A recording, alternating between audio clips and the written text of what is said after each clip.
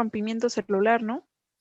Perdón, no te escuché al inicio, Ah, sí, que si las diluciones seriadas para hongos filamentosos no son recomendables, me parece igual por el rompimiento celular que se puede dar. Sí, sí, sí. Y por ejemplo, el tipo de inóculo en hongos filamentosos también es bastante importante, ¿sí? Además de las diluciones, eh, la cantidad de inóculo obviamente se va a ver reflejada en la velocidad de crecimiento y en la obtención de biomasa, ¿sí? Entonces, hay veces que en muchos tipos de cultivos se hacen medio semilla, ¿sí? ¿Qué quiere decir esto? Que se hace crecer primero en bajos volúmenes al microorganismo en un medio bastante rico para hacer la velocidad de crecimiento, tratar de hacerla más rápida, ¿sí? Y ahora esa biomasa llevarla ya al cultivo de producción. Entonces eso también se tiene que cuidar. Ahora, el tamaño de inóculo, por ejemplo, en hongos filamentosos, regularmente es con esporas, ¿sí? Entonces, la cuenta de esporas también es un parámetro muy importante para la producción, ¿sí? Sí, profe, gracias. ¿Qué más?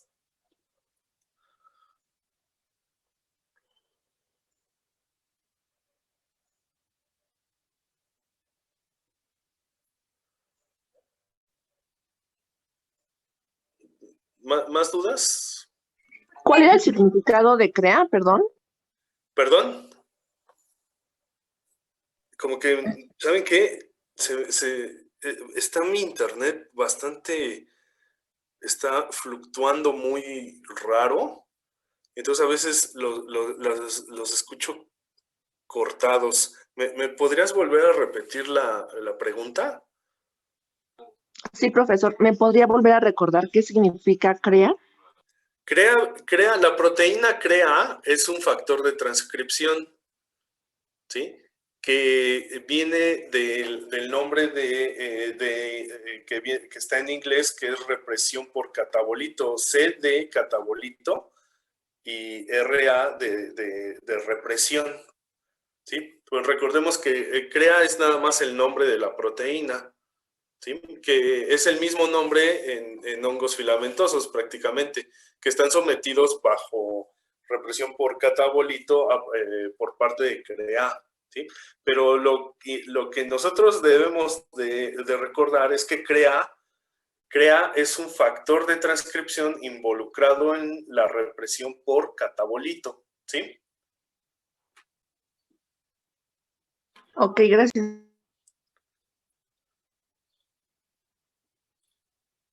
¿Qué otra cosa tienen dudas de esta parte rápida que vimos?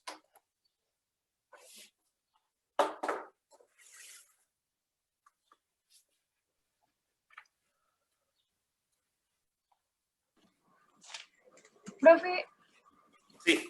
además de que, bueno, mencionó que los efectos que puede tener el pH en el medio de cultivo, además de que dijo que puede modificar los estados de ionización, mencionó otra cosa que puede modificar.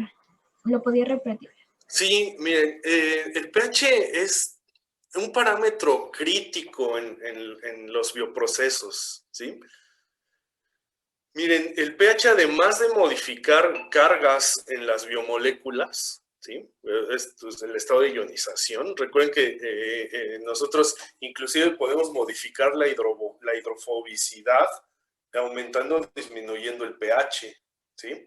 Entonces, el pH también podría, modificar el estado de ionización de las proteínas, por ejemplo, haciéndolas más activas o más inactivas, ¿sí? ¿Por qué? Por los cambios de ionización de sus aminoácidos. La otra es que el pH también podría modificar el estado de ionización de los sustratos, ¿sí? Haciéndolos probablemente menos asimilables, ¿sí? Es por eso que tenemos que el pH es un punto crítico en un bioproceso. Y la otra que a nosotros nos interesa mucho es que podemos mimetizar ambientes de pH, o sea, podemos engañar a la célula a que está en un pH básico, pero que hacerlo crecer en un pH ácido, por ejemplo, ¿sí? Entonces, esto a través de una ruta bioquímica, ¿sí? Por una proteína que se llama PAC-C. Entonces, por ejemplo, ciertos microorganismos pueden producir proteasas ácidas, ¿sí?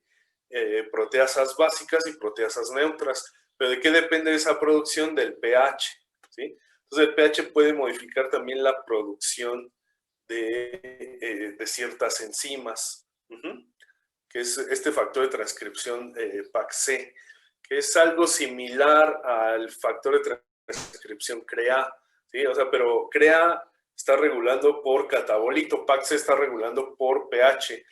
Eso lo veremos después del examen, ¿sí? Sí, gracias. ¿Sí? ¿Qué más?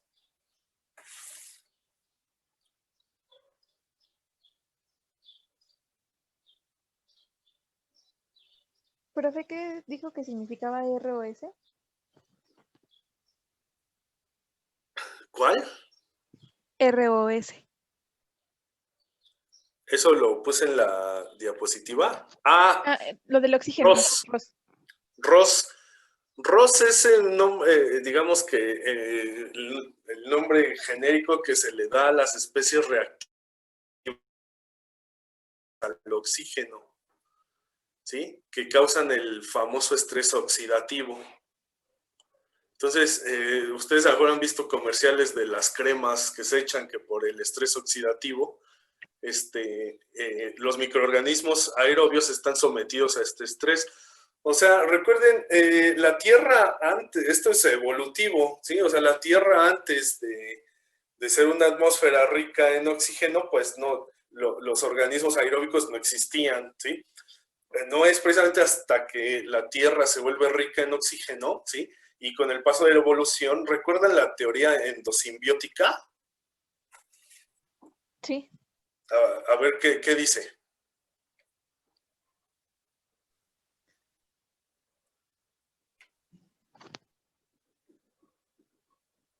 O sea, ¿cómo se originó el primer eucariota?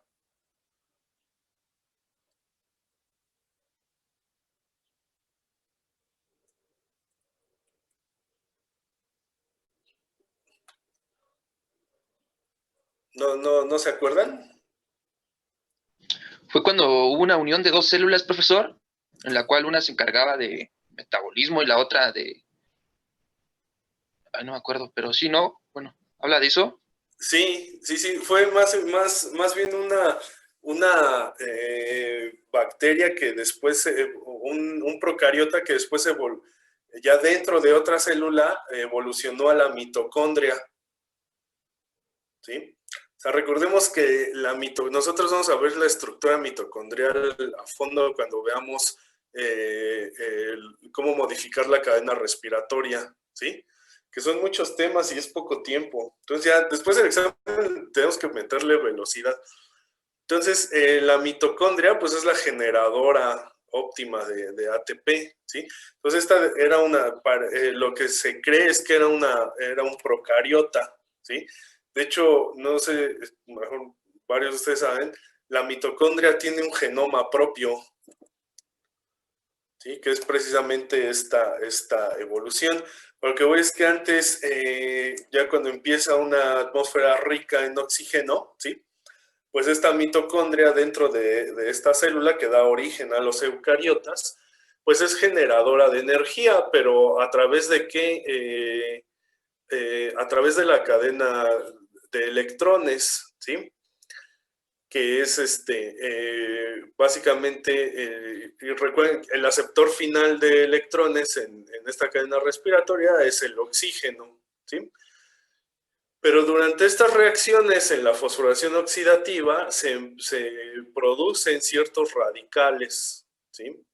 Pero bueno, esos radicales no los podemos evitar. O sea, básicamente el oxígeno nos hace vivir, pero de cierta forma lentamente nos está llevando a la muerte, ¿sí? ¿Por qué? Precisamente por este estrés. Nuestras células, como mamíferos y microorganismos aerobios también, pues tienen que tener un control muy regulado de estas especies reactivas, ¿sí? No se pueden eliminar totalmente estas especies reactivas porque estas especies reactivas han llevado a la evolución eucariota. Y como les decía, estas especies reactivas al oxígeno también son moléculas señalizadoras, por ejemplo, del desarrollo. En humanos también son... De hecho, nosotros tenemos una proteína encargada de producir especies reactivas del oxígeno, imagínense. Es la NADPH oxidasa. Entonces, ¿pero por qué? Porque sirven como señalizadoras también, ¿sí? Entonces, pues es muy importante, pero la célula tiene, digamos, un control, ¿sí? Para que estas especies reactivas se mantengan en niveles metabólicamente basales, o sea, que son necesarios para la célula. Pero si estos niveles aumentan, llevan, por ejemplo, al envejecimiento celular. De hecho, una de las teorías del envejecimiento, por ejemplo, en mamíferos, como nosotros, es precisamente esta disminución de la respuesta al estrés oxidativo. ¿Qué quiere decir esto? Que estas células, o sea, que se están avejentando, pues tienen una menor capacidad de disminuir estas especies reactivas, ¿sí? Entonces los niveles se ven muy aumentados y con esto se lleva al daño celular, ¿sí? Entonces es una teoría del envejecimiento celular, ¿sí? Pero nosotros desde el punto de vista, esto digamos que desde el punto de vista fisiológico en la medicina humana, pero desde el punto de vista de la biotecnología, estas especies reactivas propias del crecimiento aeróbico son importantes para nosotros porque las podemos modificar para la producción de un metabolito, para la producción de biomasa. Les comentaba hace rato que estas ROS, o especies reactivas al oxígeno, por ejemplo, en la producción de hongos entomopatógenos, en el biocontrol, pues son muy importantes porque nosotros podemos modular artificialmente, ¿sí? Inducir estrés oxidativo y hacer que el hongo esporule, ¿sí? Y entonces puede tener tasas de esporulaciones más rápidas. Entonces nuestra producción de esporas de estos hongos va a ser más rápida, ¿sí? O, por ejemplo, en algunos procesos de biosíntesis de metabolitos secundarios también están involucrados con el estrés oxidativo, ¿sí? Entonces puede ser que podamos aumentar el estrés oxidativo, aumentar las ROS intracelulares y hacer que se produzca más de un metabolito. O a lo mejor lo que nos importa es disminuir ese estrés oxidativo, ¿sí? Porque nuestro microorganismo aerobio no es evolutivamente adecuado para poder disminuir esas especies reactivas, ¿sí? Entonces nosotros podemos artificialmente, por ingeniería genética o suministrando antioxidantes, ¿sí? Hacer que este estrés oxidativo baje y se mejore el crecimiento del microorganismo, ¿sí? Ya es algo que veremos también en las clases, estrés oxidativo, y vamos a dar mucho énfasis a la morfología de la mitocondria, ¿sí? Cómo se divide la mitocondria. Nosotros podemos modificar, podemos tener una célula, ¿sí? Por ejemplo, podemos nosotros crear una célula con mayor número de mitocondrias, ¿sí? Y mayor número de peroxisomas. Entonces esto puede mejorar en los peroxisomas. Es un pequeño organelo que está involucrado en la biosíntesis de varios metabolitos. Entonces nosotros podemos hacer que los peroxisomas se dividan más, por ejemplo. Necesitamos conocer bien cómo es estos procesos de fisión y fusión de peroxisomas y de mitocondrias, ¿sí? Ya lo veremos más adelante. ¿Sí? Bueno, las ROS son las especies reactivas al oxígeno. Sí, profe, gracias. ¿Sí? ¿Qué más dudas tienen?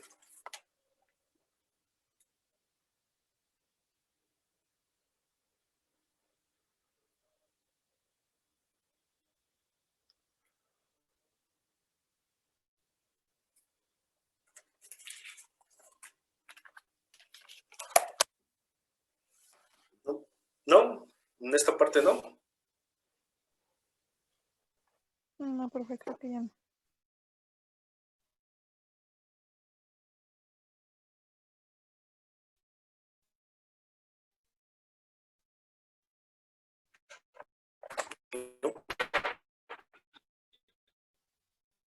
Este,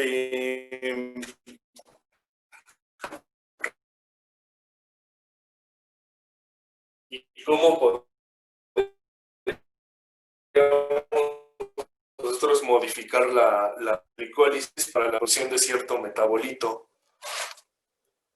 ¿Sí se acuerdan de esta parte?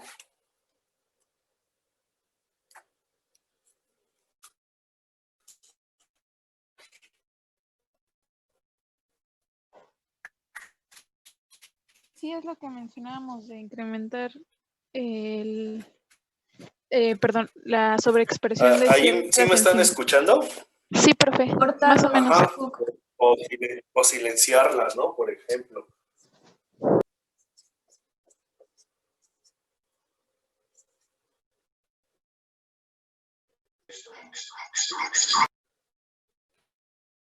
¿Sí? Por ejemplo, la de las pentosas fosfato, ¿no? Y esta que nos produce, ¿sí? Que esta está involucrada en la biosíntesis de antibióticos, por ejemplo.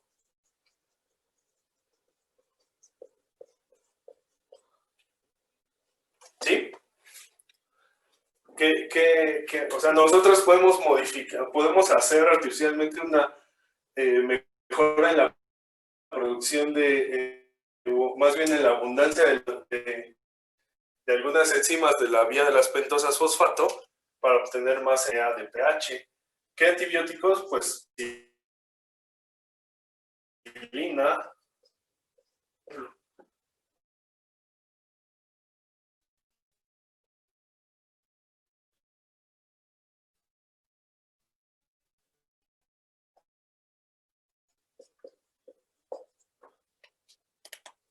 también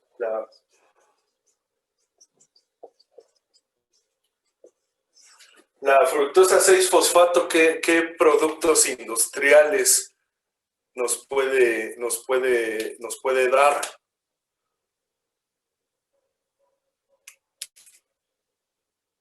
¿Sí se acuerdan?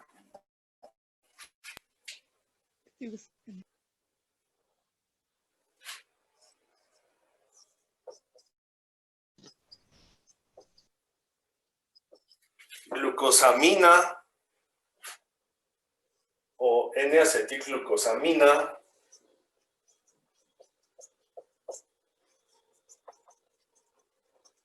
¿Sí? Pero uno más importante, ¿no se acuerdan? Ácido hialurónico. El ácido hialurónico, ¿sí?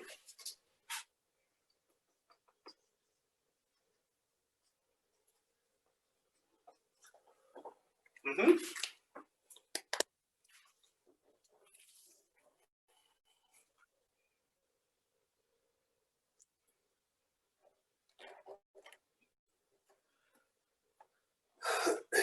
¿Sí? Sí.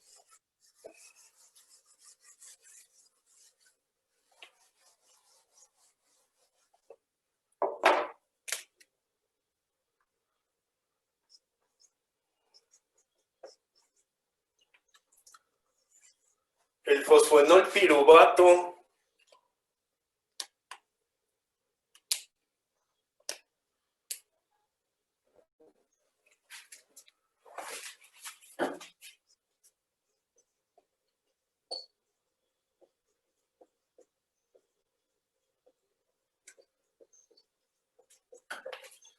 ¿Sí? Compuestos aromáticos, como cuáles, como aminoácidos.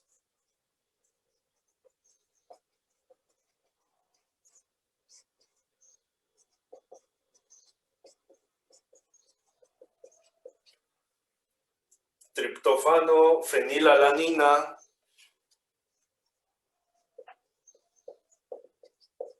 O tirosina, ¿sí?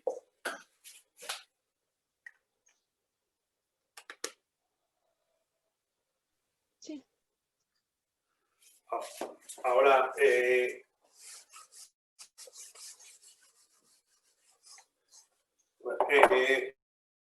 sobre todo nosotros hicimos pie en la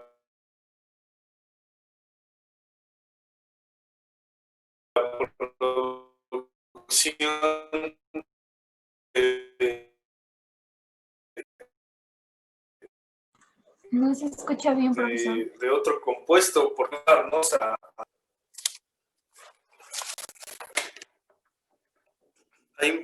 Sí, es mi internet.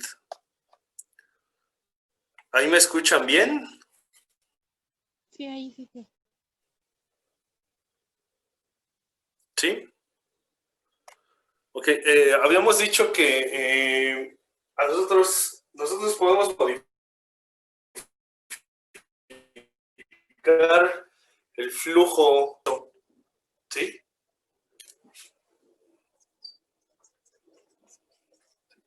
Digamos que en un bioproceso puede ser el precursor Todavía se para escucha cortado. Profe, no lo escuchamos. No la entendí. la producción, por ejemplo, de butanol. Ahí ya me escuchan mejor. No, es que cuando está escribiendo ya no lo escuchamos. La explicación. No me escucho. Ok, voy a escribir primero, ¿sale?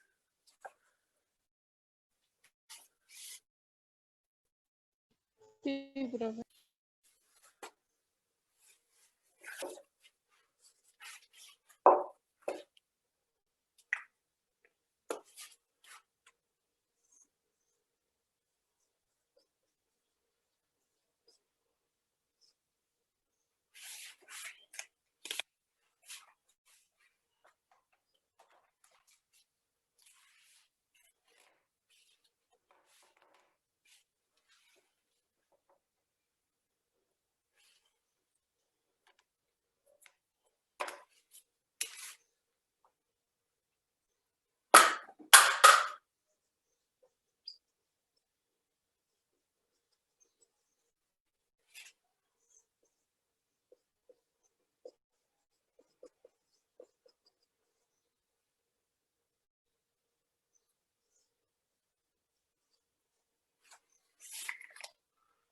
Sí, desde el punto de vista en un bioproceso, el piruvato, o a partir del piruvato, nosotros podemos producir hidrógeno como biocombustible, ¿sí?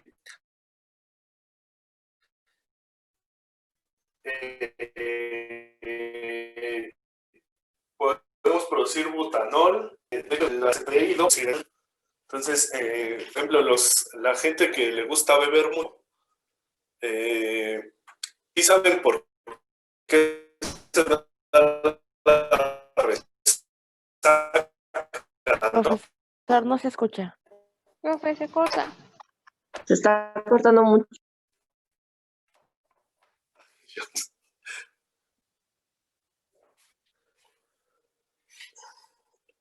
Ahí, ¿así me escuchan bien? Sí. ¿Sí? Entonces me voy a quedar aquí. Casi. Cuando se acerca, sí lo escuchamos bien.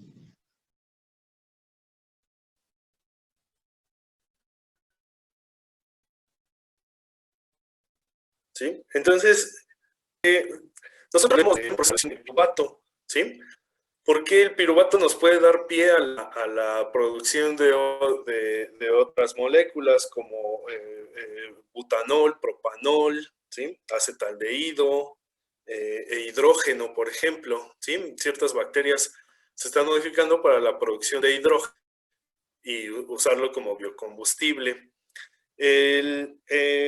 También hay otro proceso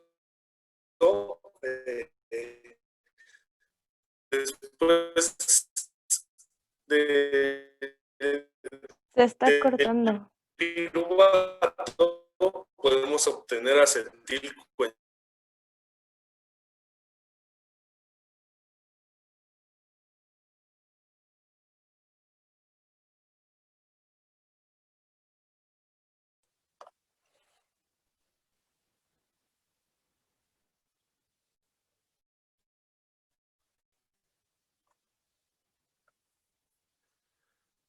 ¿Qué tal ahí? No se escuchó nada, profe.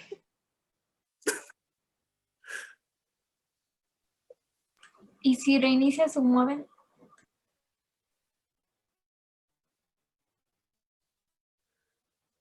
Sí, de hecho,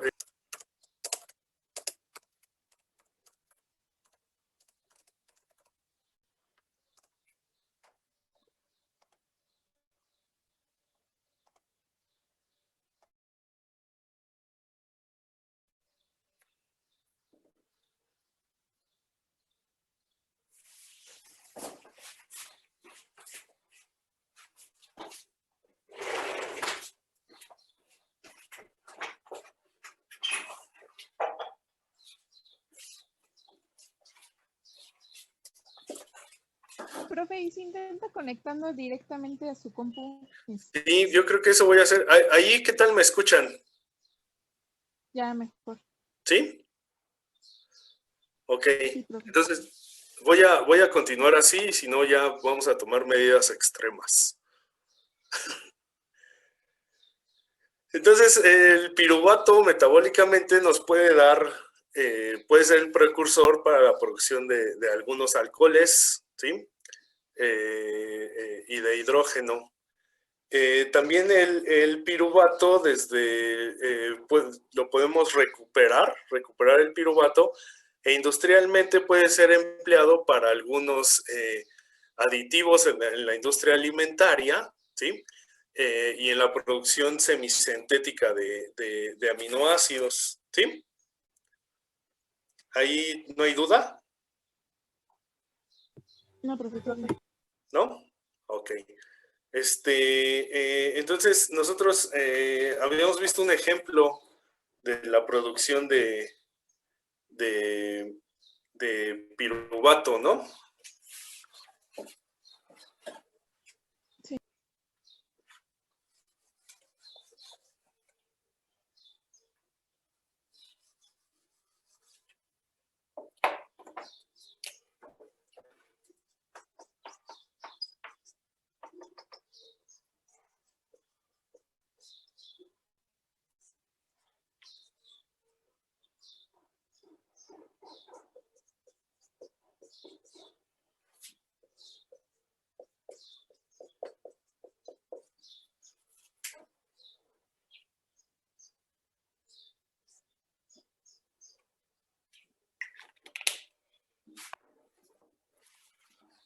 ¿Ahí me escuchan bien?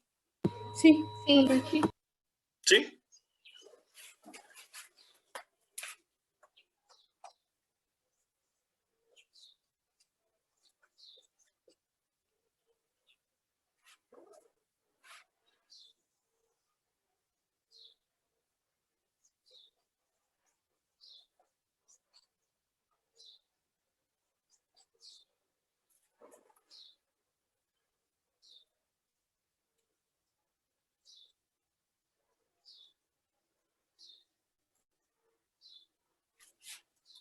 profe.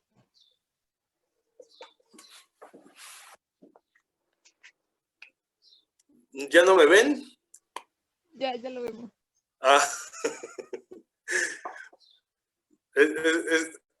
¿Qué lío es este? ¿Y saben qué pasa? Bueno, antes de continuar, un pequeño brevario cultural. ¿Saben que el número de infecciones lleva un retraso de entre 4 y 6 semanas? Entonces, yo creo que principios de febrero será muy malo. Entonces, por favor, cuídense, ¿sí? Lo menos que puedan salir. Sé que muchos, pues, a ver, tal vez tienen que salir a trabajar, pero por favor, cuídense mucho. ¿Pero a ¿Sí? qué se refiere con que lleva 4 meses de retraso?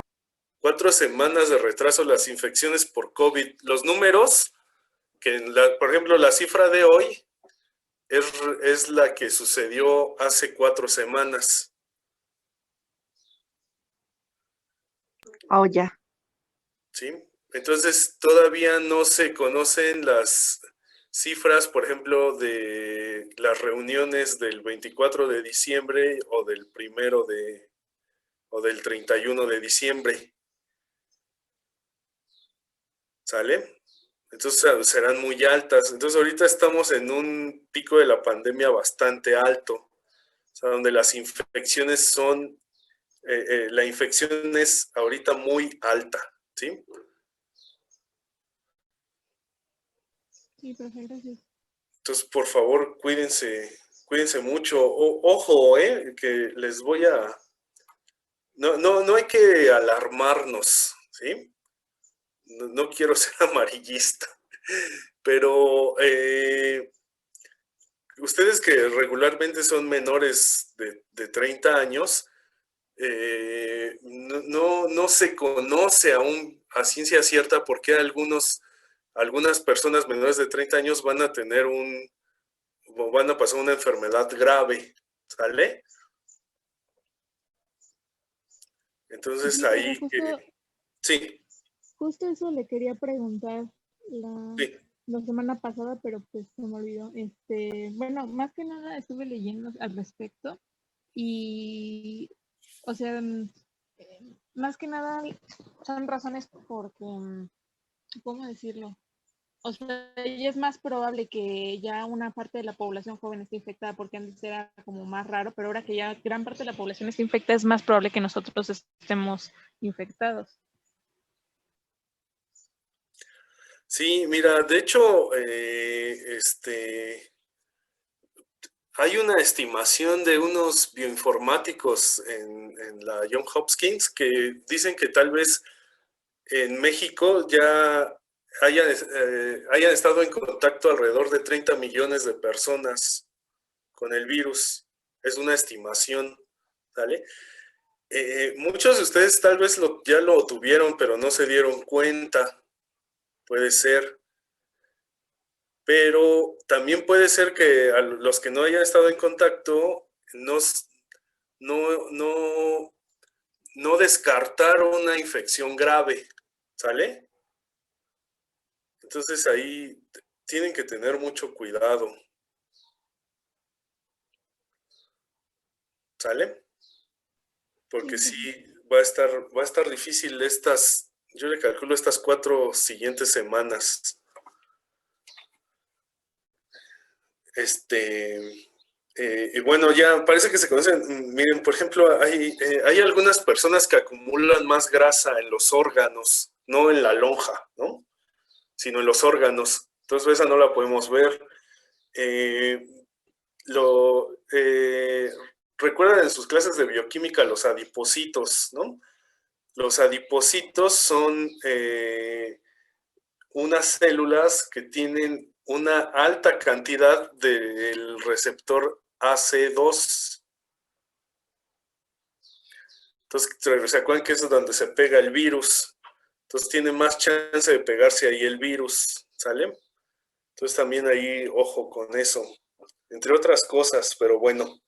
También lo que puede ocurrir es que, como ustedes son muy jóvenes, tienen un sistema inmunitario bastante reforzado, bastante fuerte. Entonces, lo que puede ocurrir en varias personas jóvenes es que los procesos, se produzca un proceso inflamatorio muy grande, ¿sí? Los procesos inflamatorios, las células inflamatorias producen unas sustancias que se llaman citocinas, ¿sí? Que es la respuesta inmune.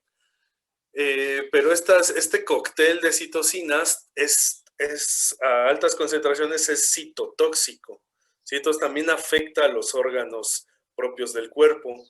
De hecho, las personas graves con COVID que lamentablemente llegan a fallecer, se da básicamente por la propia inflamación que produce el cuerpo, no por el virus, sino por la respuesta inmune del cuerpo al virus, ¿sale?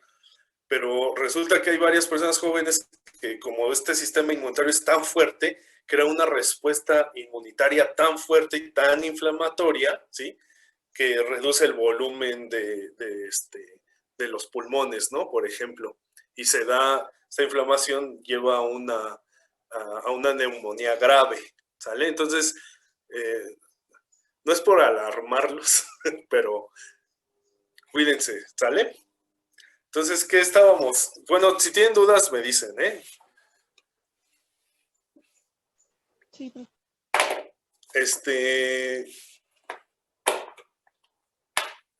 Bueno, estábamos más o menos pusimos un esquema así, en el que nosotros podemos mejorar desde varios puntos la producción de piruvato, ¿sale? Entonces, varios ahí que tienen la tarea, pues tendrán ahí unos puntillos extra. Entonces, ¿cuál habíamos visto primero? Por ejemplo, aquí de fosfonol para la producción de piruvato. Aquí en el fosfonol, esta enzima, ¿sí? Que es la piruvato quinasa. ¿Qué podemos hacer con esta enzima para mejorar la producción de piruvato? Sobreexpresarla. La otra es que también recuerdan que la piruvato quinasa puede sufrir una modificación posttraduccional. Nosotros podemos mimetizar esa fosforilación, ¿sí? Para aumentar la actividad enzimática. Pero tenemos una ramificación aquí con la lactato deshidrogenasa. ¿Qué podemos hacer con esta enzima? ¿Se puede inhibir? Podemos inhibirla con algún inhibidor, podemos delecionarla o hacer un silenciamiento, ¿sí?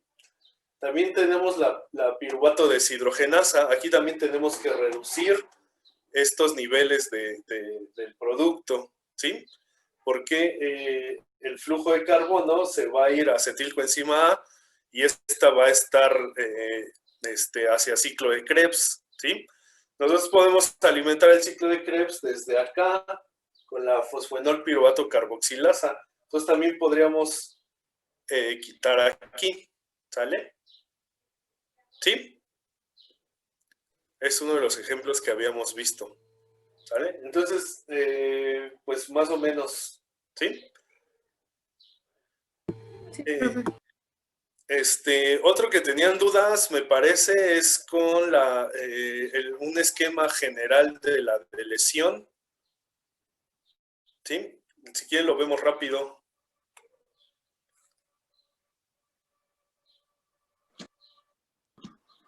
Sí, profe. sí, profe.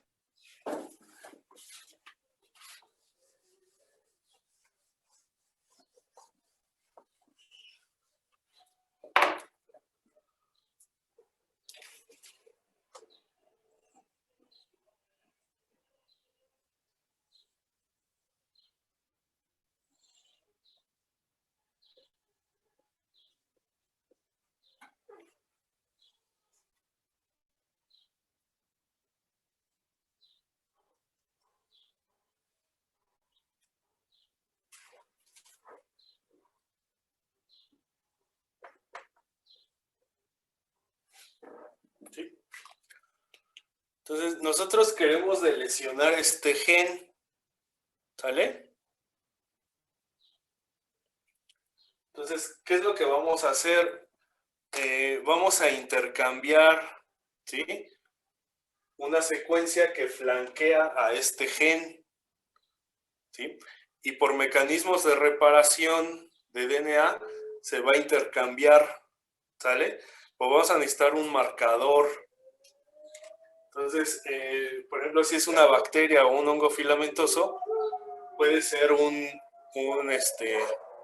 ahí se escuchan algo como un lobo. No, no es un lobo, ¿eh? Tengo un husky. Entonces, los huskies no ladran, se creen lobos. ¿Sale? Pues no crean que estoy ahí en el bosque o como ermitaño, ¿eh?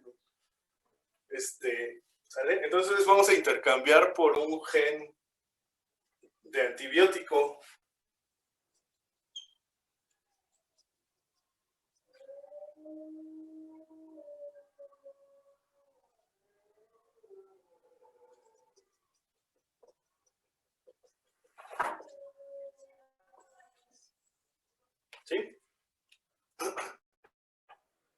Entonces, ¿cómo lo vamos a hacer?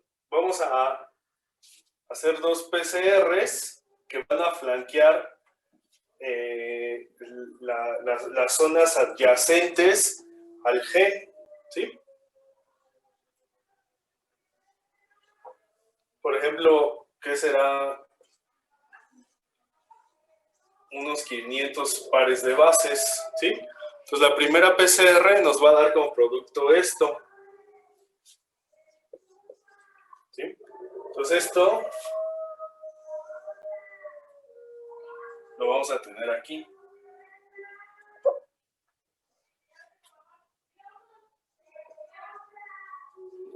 ¿Sí? O sea, esta zona que tenemos acá es idéntica en secuencia a esta que tenemos aquí. Y lo mismo vamos a hacer para la, digamos, el lado 5'.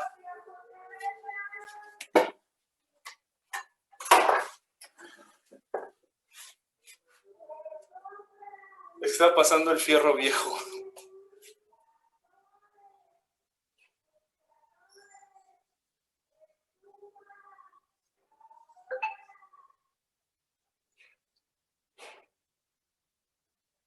¿Sí? O sea, 500 pares de bases es recomendable. O sea, si son 400 puede jalar. Si son 600, igual no importa. Digamos que tenemos ese rango, ¿sí? Entonces hacemos PCR, ¿sí? Y eso lo vamos a tener acá ahora.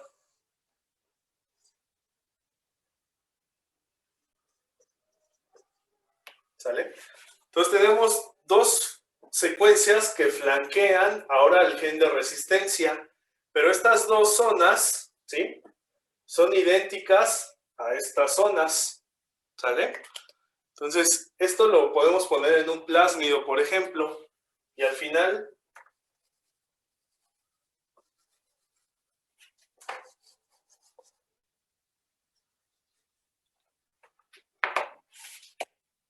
como estas zonas son idénticas, ¿sí? Se recombina.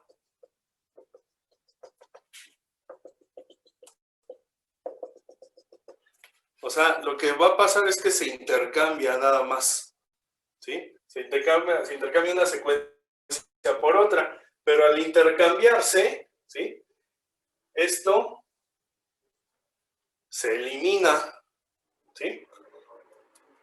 El gen, con esto obtenemos la delesión. Al intercambiarse estas 2 secuencias, ¿sí? También se intercambia esta. Entonces, al final, este gen de resistencia queda aquí, por ejemplo, de ampicilina, ¿sí? Entonces, con eso obtenemos una delesión completa del gen, ¿sí? Sí. Sí, profesor. ¿Sí? ¿Dudas?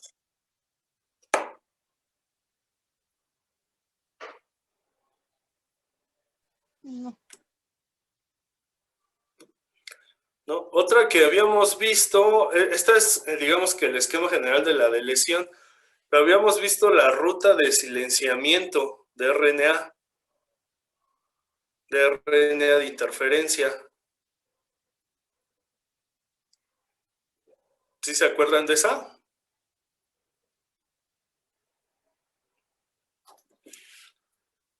¿Sí me escuchan? Ah, sí, profesor. Sí. ¿Se refiere a lo de agonauta y complejo RIS? Ándale, esa cosa. Si quieren la vemos rápido otra vez. Sí, por favor. Sí.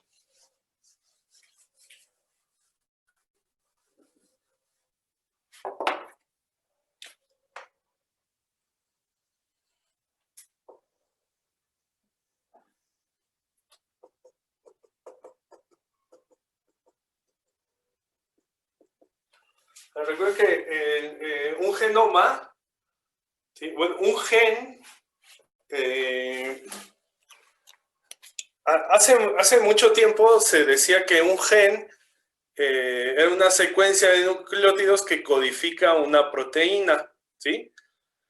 Pero hoy en día ese significado ya no es correcto, ¿no?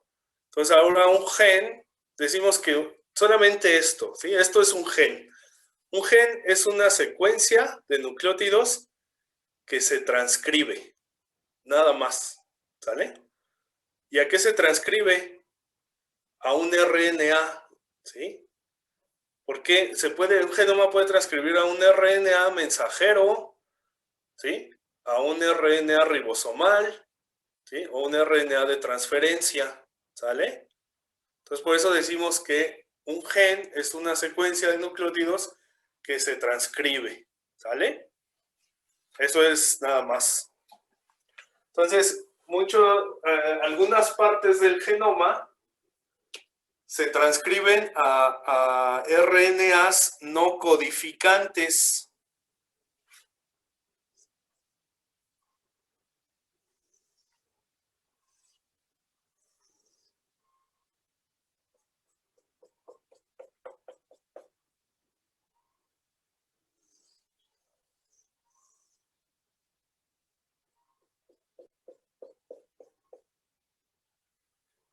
¿Sí? Estos RNAs que se forman, después de la transcripción se forman RNAs de doble cadena, ¿sí? Entonces, cuando se reconoce estos RNAs de doble cadena, ¿sí? En la célula de los eucariotas existe una nucleasa que se llama Dicer.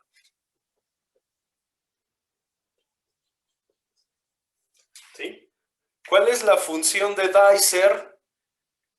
Cortar estos RNAs de doble cadena, ¿sí? Es una nucleasa.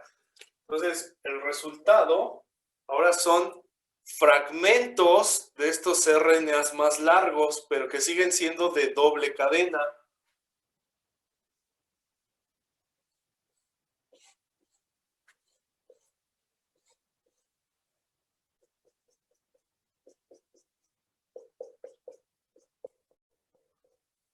¿Sí? Esa es la función de Dicer. ¿Aquí tienen dudas? No, ¿No? no, profe. Realmente está sencillo, ¿no? No está muy difícil. Entonces, ahora, ¿qué pasa con estos pequeños RNAs?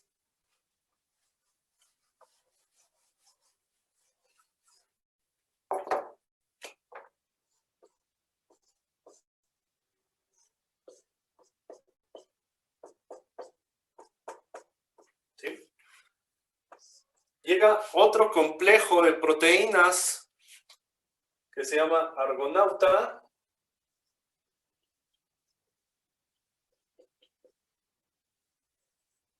¿Sí?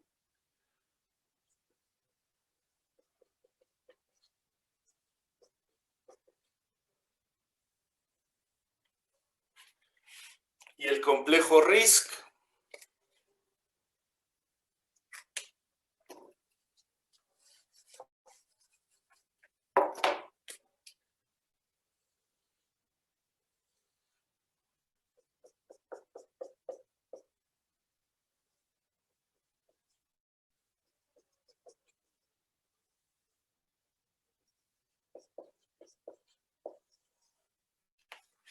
¿Sí?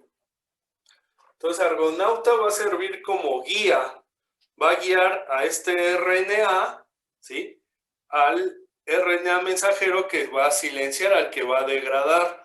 Recuerden que el RNA mensajero es el que codifica, el que se traduce a una proteína, ¿sí? Entonces, si no hay ese RNA mensajero o está muy bajo, también vamos a tener bajas concentraciones de la proteína, por eso queremos silenciar. Este es un proceso de silenciamiento natural que ocurre en las células eucariotas, ¿sale? Entonces, después de esto, se disocia la doble cadena.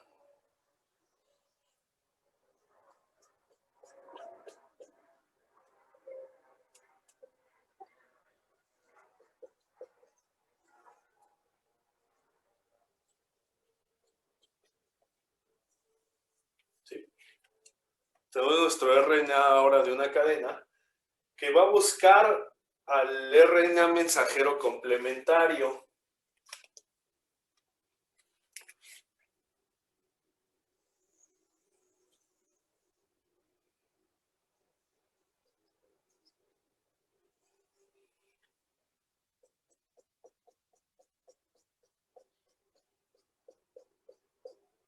¿Sí?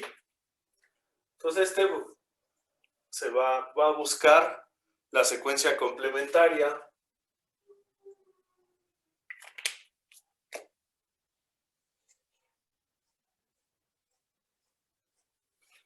Nos va a quedar esto. ¿Ya vieron? Aquí. Este RNA, esta pequeña secuencia de RNA es complementaria a solo una zona, ¿sí? Solo un fragmento del RNA mensajero. ¿Sale? Entonces, cuando ocurre esto, este RNA mensajero se degrada.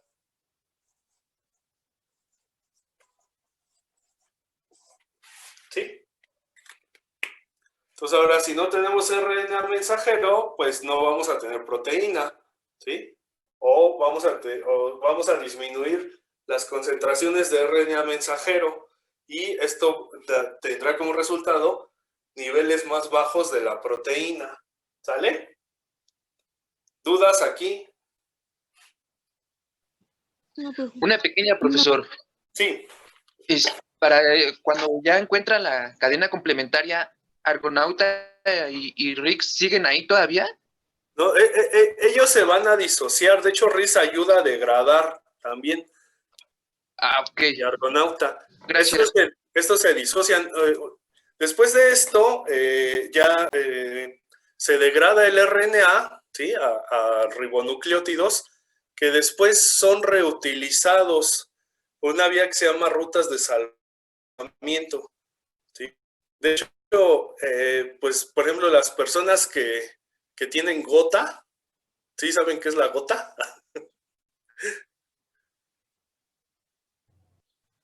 No. no, profe. No, Es cuando tenemos niveles altos de ácido úrico. Las personas que son amantes de la cerveza o de la carne, regularmente con el paso del tiempo sufren estos problemas, se eleva el ácido úrico. ¿Por qué?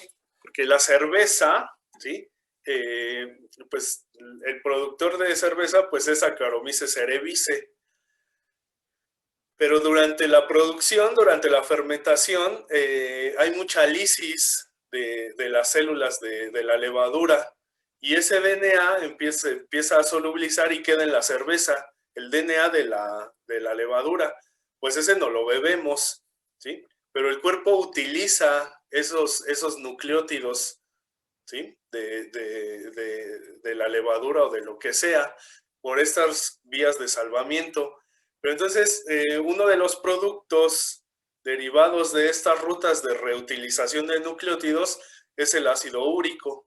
Entonces, el ácido úrico regularmente se empieza a cristalizar en las articulaciones. Entonces, cuando sienten, les da la gota. ¿Sale? Es un pequeño brevario cultural. Entonces aquí sí, se reutilizan las células, reutilizan los nucleótidos. ¿Sí? ¿Qué dudas? ¿Qué otras dudas tienen? Esto está fácil, ¿no? Entonces, también vimos el plásmido, ¿no? Cómo es la secuencia, digamos, un esquema general de un plásmido de silenciamiento de RNA de interferencia y cuál es la metodología a seguir para obtener una cepa silenciada.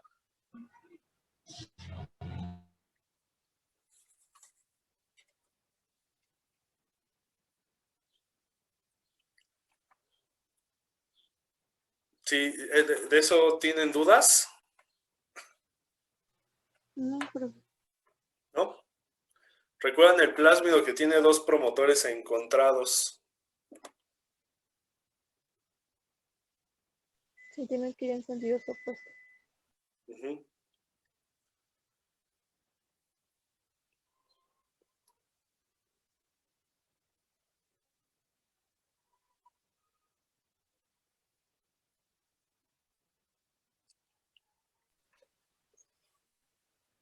Sí, pues no sé, ustedes díganme qué otras dudas tienen. Profe, Humberto y yo queríamos hacerle un pequeño comentario. ¿Quién?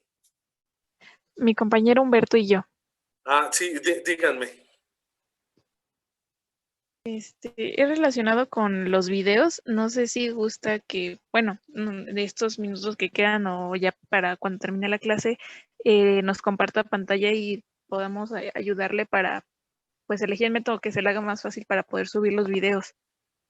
Ah, eso estaría genial. De hecho, sí, ¿lo podemos hacer ahorita o...? Sí, sin problema. Es que creo, bueno, no sé dónde igual vayamos a hacer el examen. Entonces, pues, si quiere ahí le podríamos ayudar más o menos a la idea. Ah, el examen lo vamos a hacer, lo más probable es que sea en Virtuami.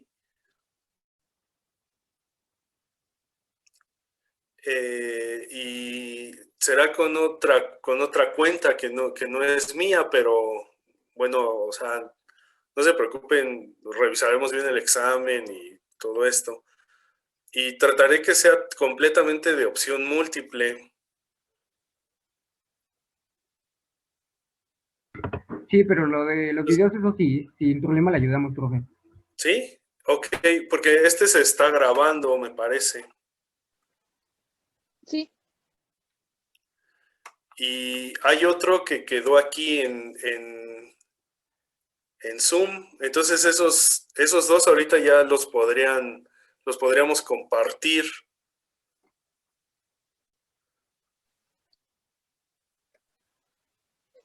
sí, pero usted no nos dice cuáles ahora sí que tiene guardados en su compu y pues ya le ayudamos a subirlos. Siento que la manera más fácil sería por correo, o sea, guardando el link y por correo. Ah, ok. Por ejemplo, estos dos que están en Zoom, ¿cómo le podemos hacer? Por ejemplo, yo alguna vez hice una reunión y grabé y pues me parece que se guardan en el almacenamiento de la computadora directamente. Mira, de hecho, déjenles comparto. Espérenme, ¿eh? Profesor, ¿los otros los puede subir a YouTube o mandarlos por Dropbox? Fíjate que Dropbox también puede ser una opción. Ah, bueno, miren, les enseño rápido. Esta